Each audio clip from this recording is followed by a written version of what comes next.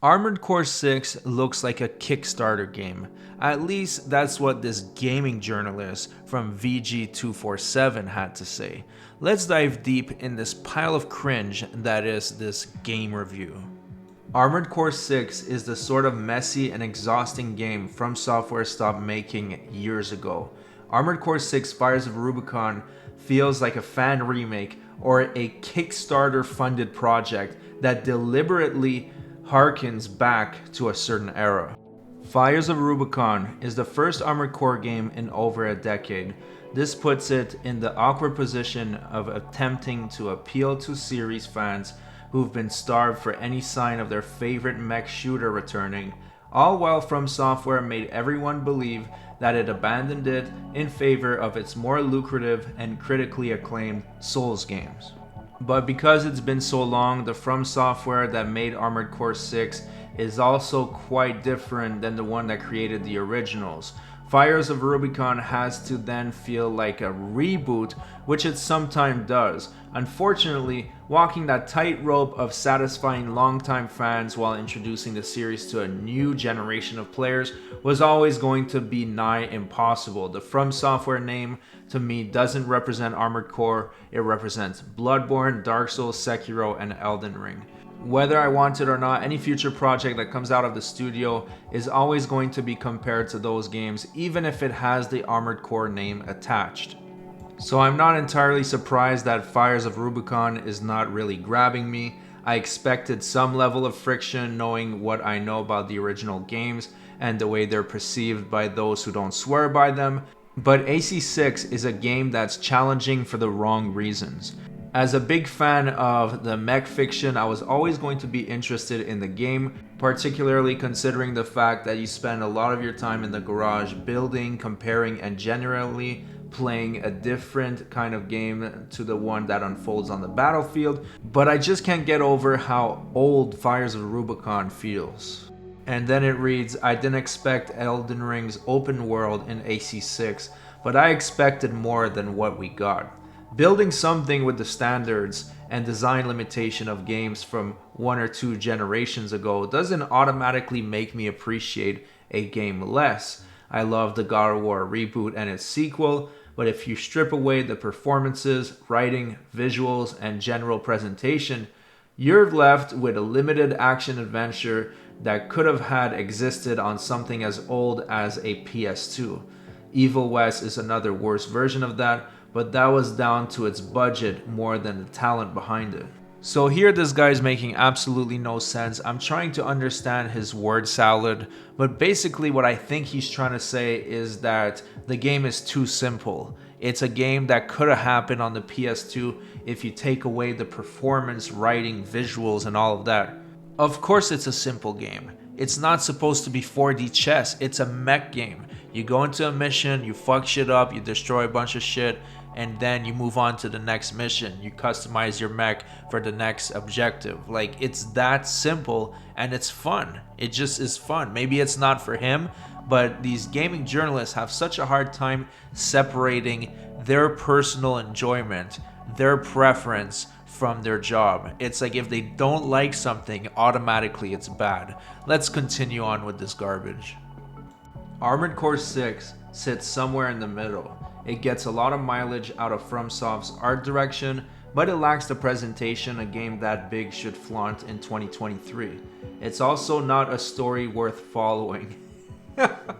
What an idiot. In the first few hours I spent with it, I got bombarded with corporation names and the merc groups affiliated with them. I have no history with the series, so I couldn't bring myself to care about anything, especially when no other distinctions exist, such as fighting styles.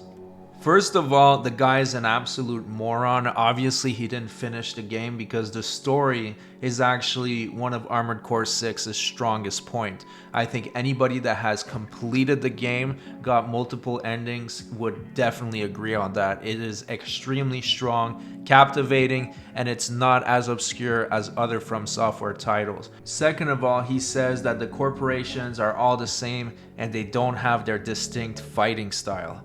What is this guy smoking? Arquebus mostly uses and manufactures laser weapons, and the Balaam companies use more traditional bullet and explosive weapons. But obviously this guy didn't pay attention to the game because he would have learned that in an instant.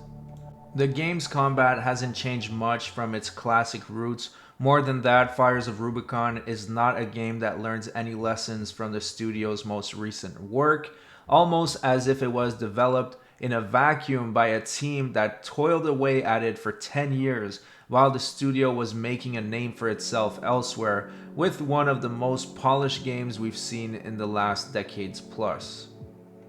It's a difficult experience, sure, but it feels gimmicky.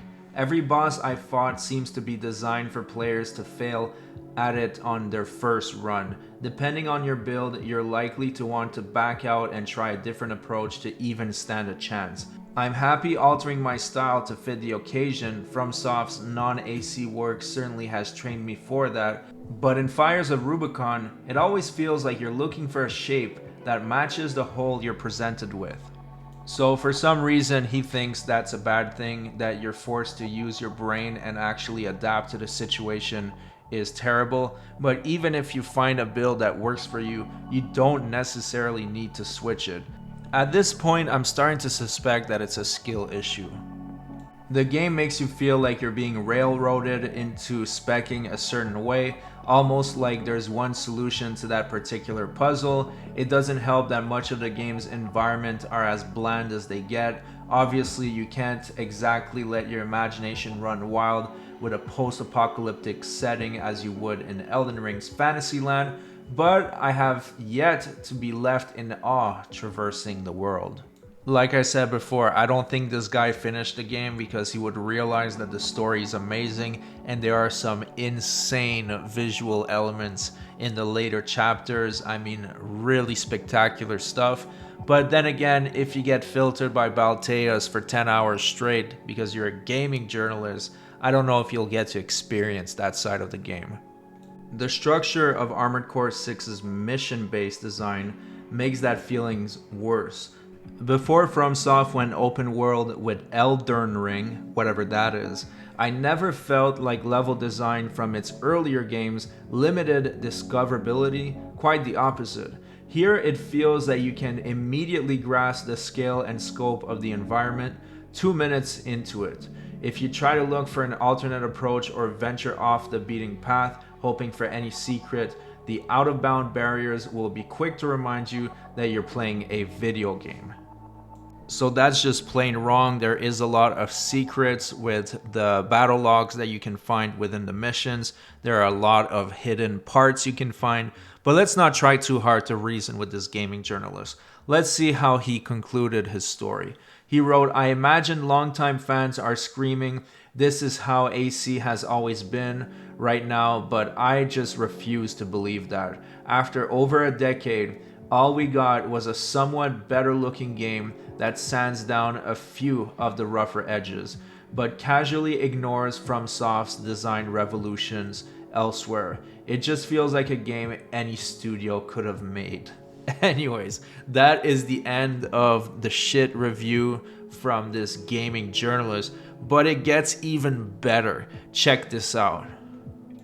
So check this out. This insightful review was published by VG247, and the author is a guy by the name of Sheriff Saeed. Now, that's okay. He doesn't like the game. That's perfectly fine. He's allowed to have shit takes. Now, VG247 is the second time that they post bashing reviews on Armored Core 6. I wonder what else they have on the game. It turns out they have a guide for new players, and the author is no one else but Sheriff Saeed.